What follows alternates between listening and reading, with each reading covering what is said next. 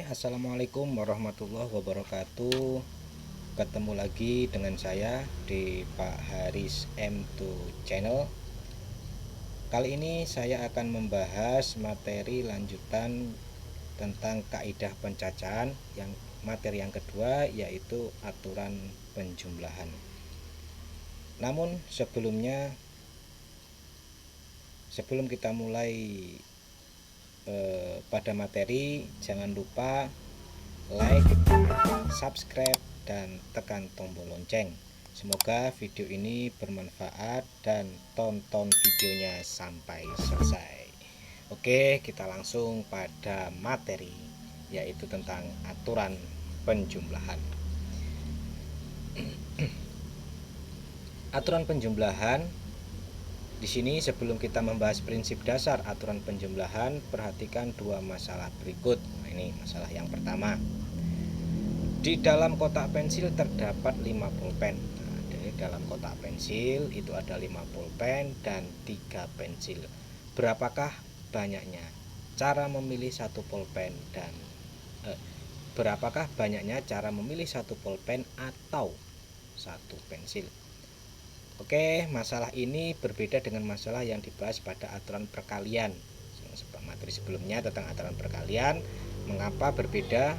Pada masalah di aturan perkalian kemarin sudah diberi contoh tentang melambungkan uang logam dan dadu. Dua kejadian tersebut terjadi secara bersamaan.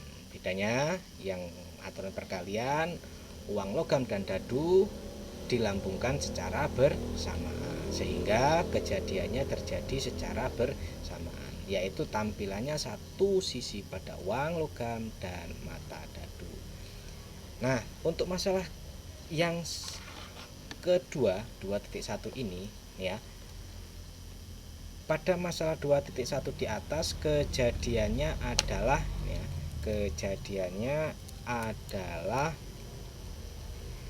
pilihan antara mengambil satu pulpen atau satu pensil. Jadi dipilih, pilihan, nggak bersama-sama. Jadi satu pensil dulu atau pulpen dulu, bukan sekaligus mengambil satu pulpen dan satu pensil. Dengan demikian, hal ini berbeda dengan masalah aturan perkalian. Jadi kalau aturan perkalian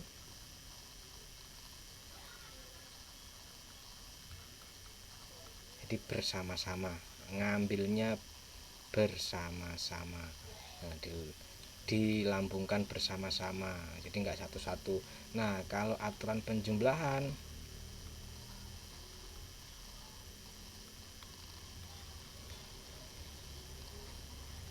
ngambilnya satu-satu alias tidak bersama-sama. Nih bedanya ya. Jadi kalian harus bisa membedakan saat menggunakan aturan perkalian dan aturan penjumlahan. Nah, ini untuk masalah 2.1 di sini dapat kita selesaikan sebagai berikut. Kejadian pertama, pilih satu pulpen, dapat terjadi dengan 5 cara. Jadi pertama diambil satu pulpen, pulpennya di sini ada 5, berarti sepulpen 1, 2, 3, 4, 5. Kemudian setelah selesai, baru kejadian kedua, memilih satu pensil yang dapat terjadi dengan 3 cara. Jadi banyaknya cara memilih satu pulpen atau satu pensil adalah 5 ditambah 3 sama dengan 8 cara. Ini adalah aturan penjumlahan. Masalah di atas memberikan gambaran mengenai cara mencacah yang disebut aturan penjumlahan. Ini bedanya aturan penjumlahan dengan aturan perkalian. Nah, kita lanjutkan. Secara khusus aturan penjumlahan berbunyi sebagai berikut. Jika kejadian pertama dapat terjadi dalam M cara dan kejadian kedua secara terpisah dapat terjadi dalam N cara. Ingat, kejadian kedua secara terpisah, maka kejadian pertama atau kejadian kedua dapat terjadi dalam M ditambah N cara. Nah, contoh, oke. Nih, Adi dan Nugroho di kota yang berbeda. Ini ada 2, ini jawab ya. Oke. Ardi dan Nugroho di kota yang berbeda ingin menuju ke kota yang sama. Kok dari kota berbeda ingin menuju kota yang sama. Ardi berangkat dari kota A ke kota C dalam 4 cara. Sedangkan Nugroho berangkat dari kota B ke kota C dengan 3 cara. Dalam berapa cara mereka bertemu di kota C? Nah, Ardi. Nah, di sini Ardi berasal dari kota A. Sedangkan Nugroho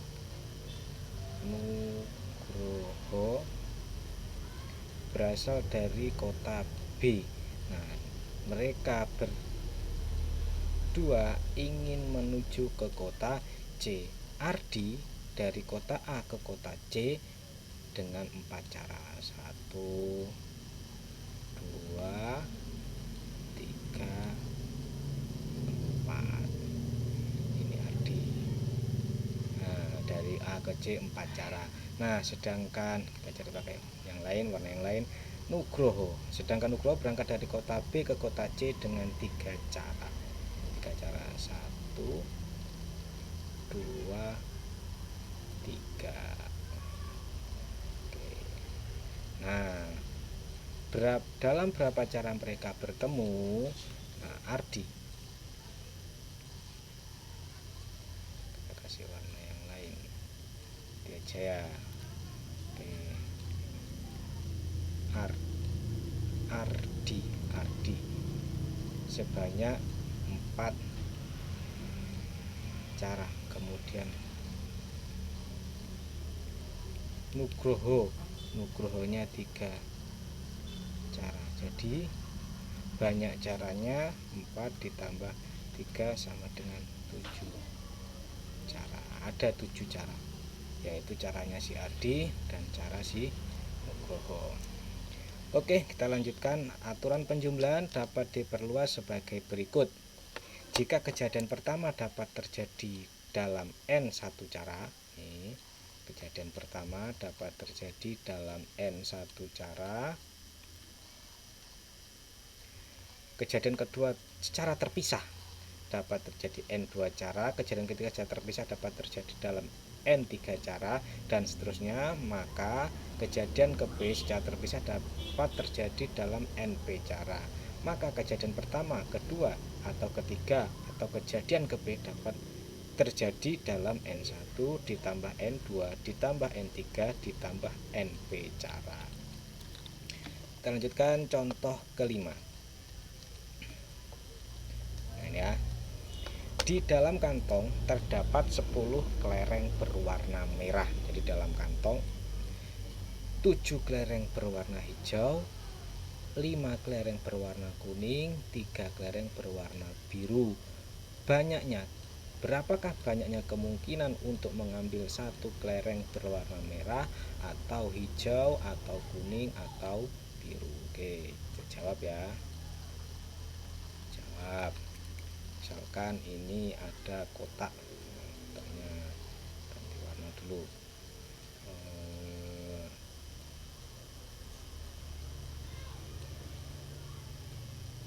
Ya, dia aja lah. Nah, ini. Oke, anggaplah ini kotak. Oke, terdapat 10 kelereng berwarna merah. 1, 2, 3, 4, 5, 6, 7, 8, 9, 10. 2, 3, 4, 7, 8, 9, 10 kelereng berwarna merah. 7 kelereng berwarna hijau. 1, 2, 3, 4, 5, 6, 7. 5 kelereng berwarna kuning. 5 berwarna kuning. 1, 2, 3, 4, dan 5. 3 kelereng berwarna biru. Oke, 3 kelereng berwarna biru. Jadi 1, 2, 3. Berapakah banyaknya kemungkinan untuk mengambil 1 kelereng berwarna merah? Nah, berwarna merah dulu. Berwarna merah ada 10 cara. Hijau si hijau ini ada 7 cara, kemudian 5 kuningnya sabar, kita cari warna kuning dulu. Inilah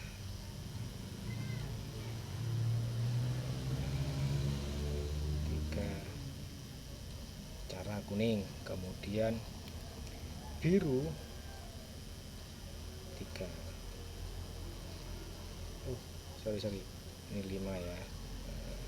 Si birunya 3 cara.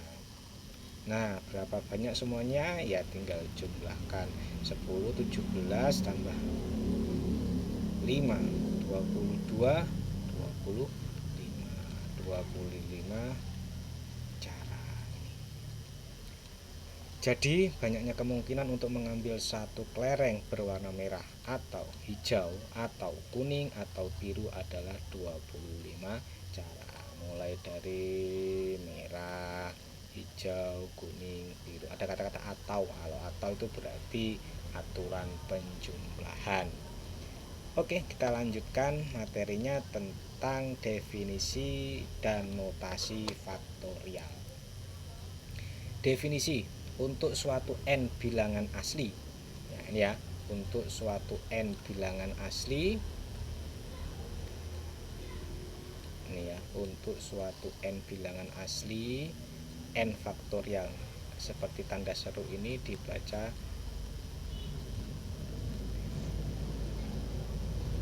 faktorial, didefinisikan sebagai berikut. N faktorial sama dengan 1 kali 2 kali 3 kali titik-titik kali n dikurangi 1 dikali n. Hal yang perlu diketahui bahwa 0 faktorial nilainya sama dengan 1, 1 faktorial juga nilainya 1, 2 faktorial itu artinya 2 kali 1 faktorial, 3 faktorial artinya 3 dikali 2 faktorial, 4 faktorial artinya 4 dikali 3 faktorial. Secara umum dapat ditulis rumusnya ini. Oke, jadi faktorial itu perkalian mundur sebanyak itu, misalkan contoh mas. Oke, contoh 5 faktorial berarti 5 perkalian 5 ke belakang sampai 1 kali 2 kali 1. 4 faktorial berarti kan 4 kali 3 kali 2 kali 1. 3 faktorial 3 kali 2 kali 1. 2 faktorial 2 kali 1.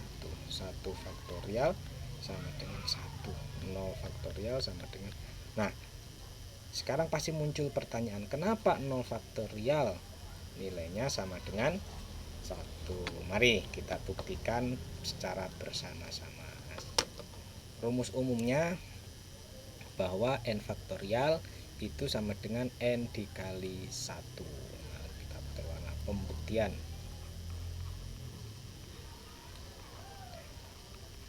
Pembuktian bahwa 0 faktorial itu nilainya sama dengan 1. Dari bentuk umum ya,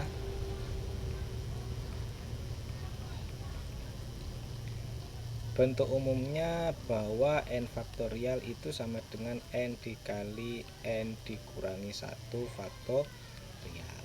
Berarti kalau dari 2 faktorial berarti 2 dikali 2 dikurangi 1 faktorial. 2 faktorial sama dengan 2 dikali 1 faktorial. Jadi kalau kita balik, 1 faktorial sama dengan 2 faktorial dibagi 2, nilainya sama dengan 1. Nah, sekarang kita buktikan. Kalau misalkan 1 faktorial itu sudah terbukti sama dengan 1. Nah, kalau 0 faktorial berarti kan 0. Sabar.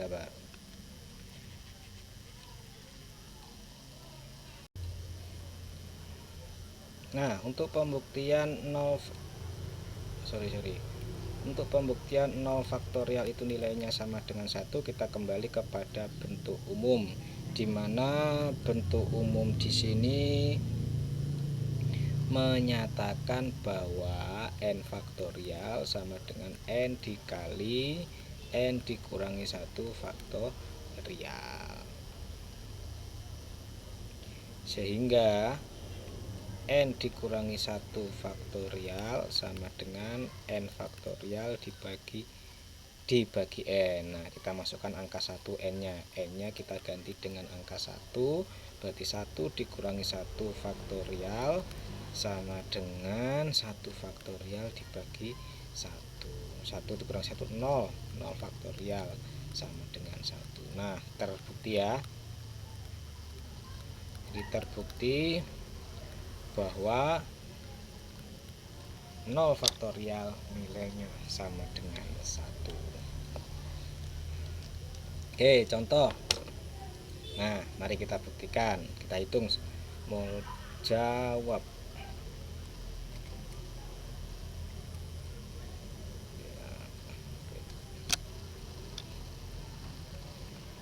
Jawab yang A.